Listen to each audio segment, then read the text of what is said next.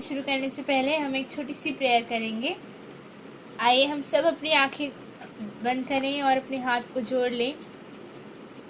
हे परम प्रधान, हे परमेश्वर पिता, तेरे चरणों में आते हैं, धन्यवाद देते हैं हर एक चीज़ों के लिए जो आपने हमारे लिए की है।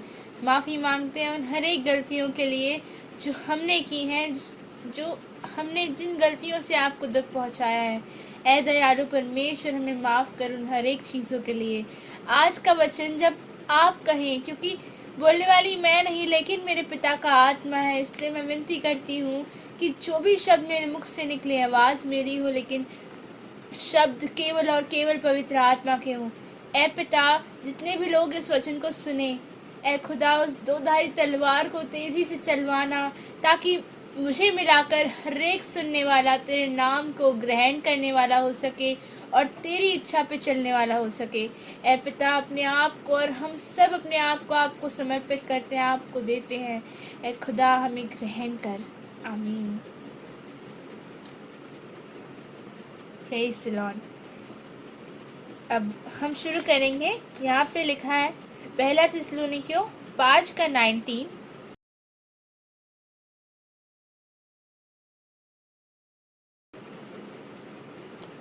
यहाँ पे ये वचन कहता है, आत्मा को न बुझाओ।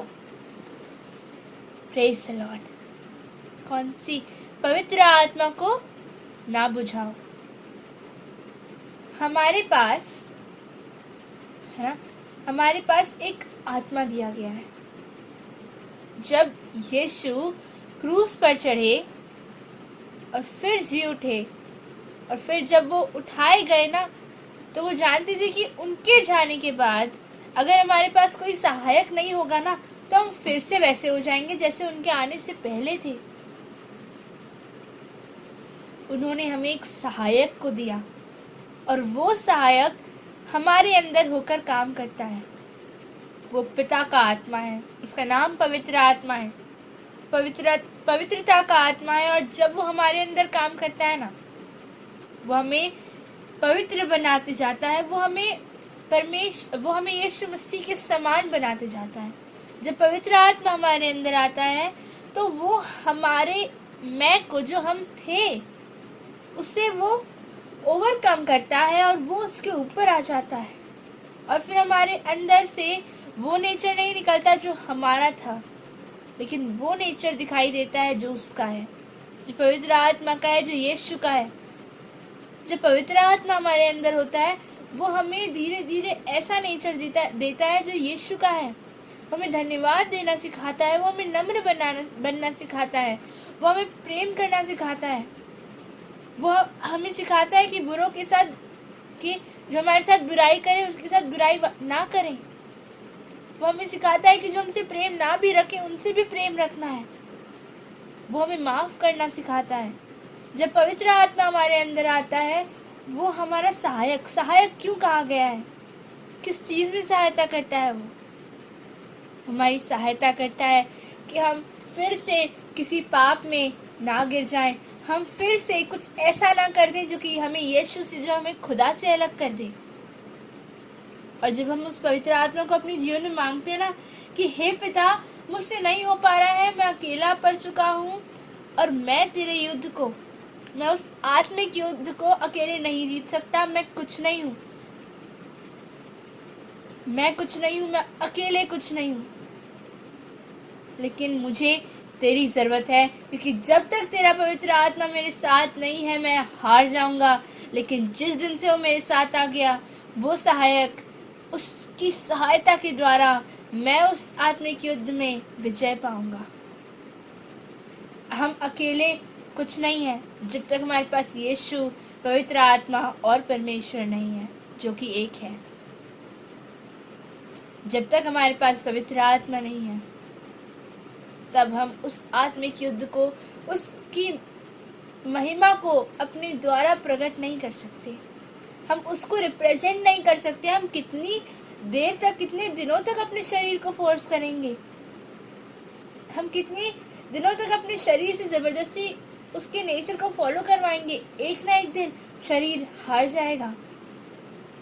लेकिन जब पवित्र आत्मा हमारे अंदर आता है, वो हमें अंदर से ही उसके नेचर में बनाने की कोशिश करता है। उसका नेचर हमारे अंदर डेवलप करता है। जैसे ही पवित्र आत्मा हमारे अंदर आता है, वो यीशु का नेचर हमारे अंदर डेवलप करता है। वो उसकी जो आदतें हैं, जो उसे पसंद है ना, वो हमसे करवाता है, और जो उसे नापसंद है धीरे धीरे वो हमें भी नापसंद हो जाने लगता है जब पवित्र आत्मा हमारे अंदर आता है। तो पवित्र आत्मा हमारे लिए बहुत इम्पोर्टेंट है। यीशु को जानने के लिए हमें पवित्र आत्मा की ज़रूरत पड़ती है। जब ये बाइबल को हमें समझना होता है, इसमें जो चीज़ें लिखी हुई है ना, ये कोई ऐसे नॉर्मल दिमाग से, इंसानी दिमाग से नहीं समझ सकता, क्योंकि हमारी बुद्धि, हमारी समझ बहुत छोटी है। लेकिन इसका लेखक पवित्र आत्मा है। और जब हम उससे कहते हैं ना कि हे पवित्र आत्मा, तू मुझे समझा, आप मुझे समझाइए क्योंकि आप इसके लेखक हैं, तो वो हमें समझाता है। पवित्र आत्मा हमें यीशु के बारे में बताता है, हमें सिखाता है कि वो कैसा है। इसे परमेश्वर को जानने के लिए यीशु की ज़रूरत है, वैसे यीशु को जानने के लिए, उस तक पहुंचने के लिए हमें पवित्र आत्मा की बहुत ज़रूरत है। जब तक हम उससे मांगेंगे ही नहीं कि हे पिता, मुझे तेरा आत्मा दे, क्योंकि मुझे उसकी ज़रूरत है। मुझे मुझे उस सहायक की ज़रूरत है जो तूने मुझे दिया है। जब उसे मांगेंगे तो वो सहायक हमें देता है, पवित्र आत्मा को हमें देता है।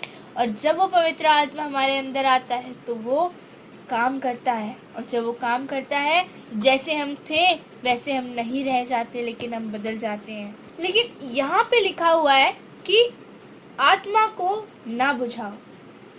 और पवित्र आत्मा हमें मिल तो गया, हमने उससे मांग लिया, अपने खुदा से मांग लिया कि हे पिता, मुझे पवित्र आत्मा दे, क्योंकि मुझे सहायक की ज़रूरत है। जब हमने उस आत्मा को अपने जीवन में मांग लिया, उसके बाद वो बुझता कैसे है? पवित्र आत्मा हमारे जीवन में आने के बाद हम कैसे उसे बुझाते हैं और कैसे हमें उसे नहीं बुझाना चाहिए? पवित्र आत्मा जो होता है ना, वो हमारी गलतियों से नहीं बुझता। पवित्र आत्मा होने की एक निशानी ही ये है कि जब हम कोई गलती करते हैं ना, हमें रियलाइज होता है और फिर हम उसकी माफ़ी मांगते हैं। लेकिन पवित्र आत्मा तब बुझता है जब हमने कोई गलती की, उसने कहा कि ये गलत है, मत कर, आगे से मत करना, इसके लिए माफ़ी मांग, और हम उसकी आवाज़ को अवॉइड कर देते हैं कि नहीं, मुझे ये काम करने में अच्छा लग रहा है, मैं और करूँगा,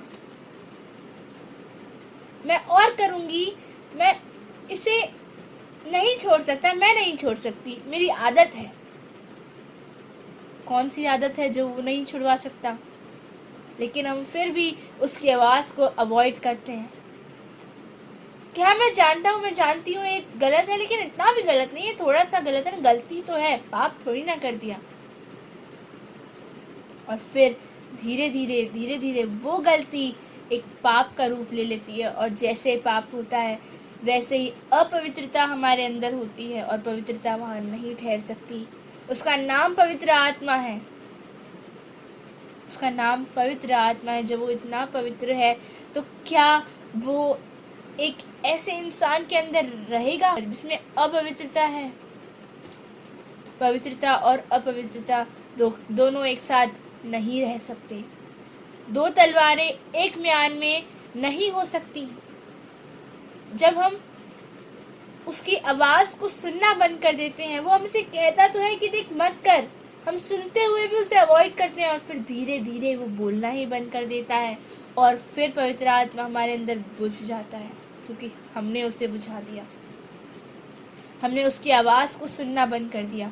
सुना तो सही, लेकिन जो उसने कहा ना उसे फॉलो नहीं किया, उसे करना ही नहीं चाहा फॉलो, क्योंकि हम जानते थे कि हमें उस संसारिक काम में जिसके लिए वो हमें मना कर रहा है ना, हमें मज़ा आ रहा है, आनंद आ रहा है, हमें खुशी मिल रही है थोड़े समय के लिए, और फिर जो लंबे समय का अलगाव हमारे परमेश्वर से होगा, हम उसके बारे में ध्यान नहीं देते। उस समय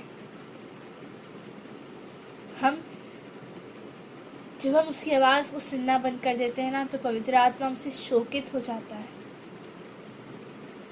उसे पसंद नहीं आता, और फिर धीरे धीरे वो अपनी आवाज़ को हम तक पहुंचाना बंद कर देता है, और फिर वो हमारे अंदर बुझ जाता है। जब यीशु के ऊपर पवित्र आत्मा उतरा, जब उनका बपतिस्मा हुआ, तो कहा गया है कि पवित्र आत्मा कबूतर के समान उन पर उतरा।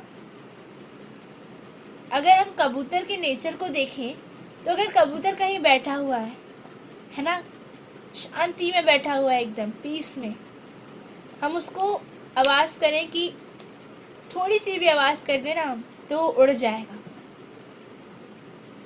पता है क्यों? क्योंकि उसे शोर नहीं पसंद।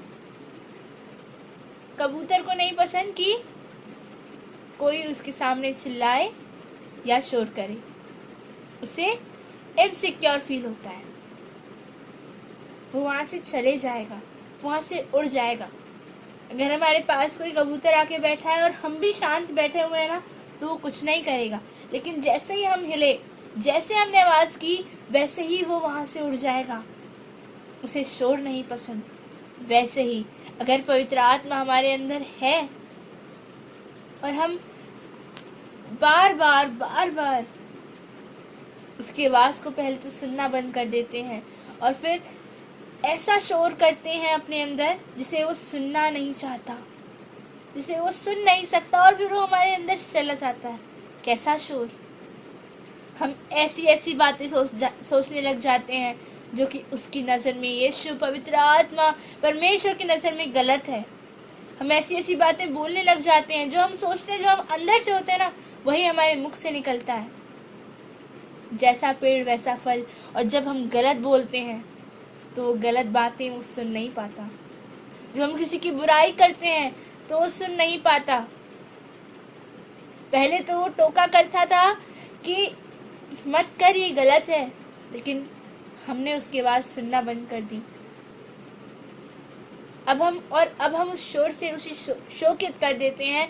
अपने अंदर जो खुदा ने हमें उसका आत्मा दिया है, पवित्र आत्मा दिया है, उसका सहायक दिया कि वो हमारी सहायता करे, हम उसकी सहायता को लेने से ही मना कर देते हैं और शोर कर करके उसे बुझा देते हैं। उस पवित्र आत्मा को ना बुझाएं। इतना हम शोर ना करें कि वो हमसे शोकित हो जाए। जो सहायक हमें दिया गया है, हम उसकी कदर करना सीखें। जब यीशु आया था तो लोगों ने उसकी कदर नहीं की, और जब पवित्र आत्मा हमें दिया गया है तो आजकल बहुत लोग उसकी कदर नहीं करते। जब वो हमें दिया गया है तो हम उसकी रिस्पेक्ट करना सीखें, क्योंकि वही वो ज़रिया है जो हमें यीशु के बारे में बताता है। वही वो ज़रिया है जो हमें हर एक गलत काम करने से रोकता है। वही वो सहायक है जो हमें खुदा के नेचर में अडैप्ट करना सिखाता है। वही वो सहायक है जो हमें उसकी तरह धीरे धीरे बनाता है।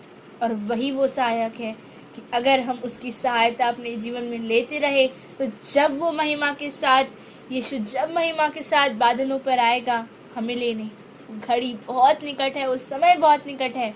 और जब वो आएगा, और अगर तब तक हमने उस सहायक की बात सुनी, उसकी सहायता हमने लेने से मना नहीं किया, अगर हम उसकी सहायता लेते रहे तब तक, तो हम ज़रूर उसके साथ उठा लिए जाएंगे। हम ज़रूर पिता के साथ उठा लिए जाएंगे, बादलों पर उठा लिए जाएंगे और उसके राज्य में प्रवेश करने वाले होंगे।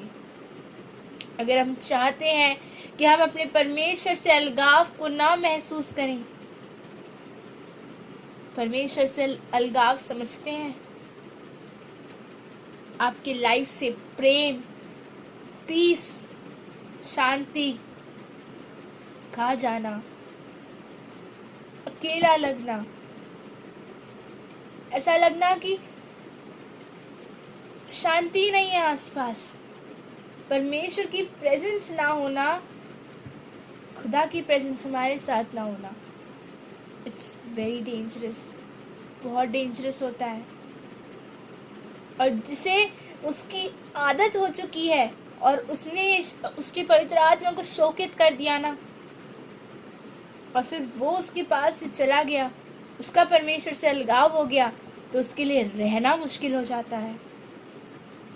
वो फिर तड़पता है वो इंसान कि मुझे कैसे ना कैसे वो पवित्र आत्मा अपने जीवन में वापस चाहिए। ऐसा लगता है कि हमारा सबसे अच्छा दोस्त जो हमसे सबसे ज़्यादा प्यार करता है वो हमसे दूर हो गया, और फिर रहना मुश्किल हो जाता है। इसलिए उस आत्मा को ना बुझाएं। अगर हमारे अंदर पवित्र आत्मा बुझ गया है तो उस खुदा से फिर से मांग लें। मांगो तो तुम्हें दिया जाएगा। हम उससे मांग लें कि हे पिता, आज मैं आपसे फिर से कहती हूँ, फिर से कहता हूँ कि मुझे फिर बदलना है, मुझे फिर तेरे जैसा होना है, मुझे फिर उस पवित्र आत्मा को अपने अंदर बुलाना है, मुझे फिर से वो सहायक की ज़रूरत है। मैं अकेले नहीं रह पा रहा, मैं अकेले नहीं रह पा रही हूँ। हम उससे मांग लें, और जब हम उससे मांगेंगे ना तो वो क्यों ना देगा। वो तो चाहता है संसारिक चीज़ें जो हमें ज़रूरत है वो तो उसे पता है, और वो हमें समय पर देता है, लेकिन वो चाहता है कि मेरा बेटा, मेरी बेटी मुझसे आत्मिक चीज़ों की मांग करे, मुझसे मांग ले, मुझसे पवित्र आत्मा को मांग ले, मुझसे मेरे तेज को मांग ले। हम उससे मांग ले कि हे पिता, तेरी पवित्रता, तेरा पवित्र आत्मा हमारे अंदर हमेशा उपस्थित रहे, और हमें ऐसा अनुग्रह देना कि हम उसे फिर से शोकित ना करने वाले हो सके। हम उस आत्मा को जो तूने हमें दिया है, जिससे तूने हमें नवाजा है, उसे बुझाने वाले ना हो सके। Praise the Lord. God bless you all. Glory to God. आत्मा को ना बुझाएं, उसे शोकित ना करें, उसे प्रसन्न करने की कोशिश करें, उसकी बातों को सुने। जब वो हमें कहता है ना कि ये गलत है, ये मत करना, तो हम उस चीज़ के लिए तुरंत माफ़ी मांगे कि अब मैं नहीं करना चाहता, मुझ में इतनी सामर्थ्य नहीं है कि मैं दोबारा ना करूं। ऐसा मैं निर्णय हम ले सकते हैं, या कि मुझ में ऐसी सामर्थ्य नहीं है कि मैं अपने आप को इस चीज़ को दोबारा करने से रोक सकूं। लेकिन जब तू मुझे अनुग्रह देगा, जब तू मेरे अंदर काम करेगा, तो मैं इस काम को, इस गलती को फिर से नहीं दोहराऊंगा। जब यीशु मुझे स्वतंत्र करेगा, जब मसीहा हमें स्वतंत्र करेगा, तो हम सचमुच स्वतंत्र हो जाएंगे। Praise the Lord. God bless you all. Thank you. All glory to God, to Jesus. Thank you.